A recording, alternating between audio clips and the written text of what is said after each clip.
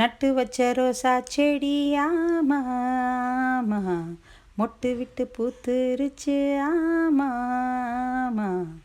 பாருங்கள் என்ன பாட்டெல்லாம் கிளம்புதுன்னு பார்க்குறீங்களா? ஆமாங்க, போன வாரம் நட்டு வச்ச இந்த செம்பருத்தி செடி பூத்துருச்சு. இதுக்கு ஒரு வரலாறு இருக்குது தெரியுங்களா? போன வருஷம் இந்த செம்பருத்தி செடியை வாங்கி வளர்த்தேன். அதில் வந்து நல்ல ஒரே செடியில் 50 பூ பூக்குங்க. அந்த ஸ்டேஜ் வந்தப்போ இந்த செடியில் மாவுப்பூச்சி வந்துருச்சு. அதை கண்ட்ரோல் பண்ண முடியல. அதனால் சரி தோட்டத்தில் பரவிடுமே அப்படின்னு சொல்லி இந்த செடியை பிடுங்கி போட்டுட்டேன். ஆனால் பாருங்கள், திரும்பி அந்த கஷ்டம் என் மனசுக்குள்ளே இருந்துகிட்டே இருந்துச்சு. அதை எப்படியாவது திரும்பி கொண்டு வந்து வளர்த்து பூக்க வைக்கணும் அப்படின்னு. அதனால் அதை திரும்பி கொண்டு வந்து வளர்த்து பூக்க வச்சுட்டேன்.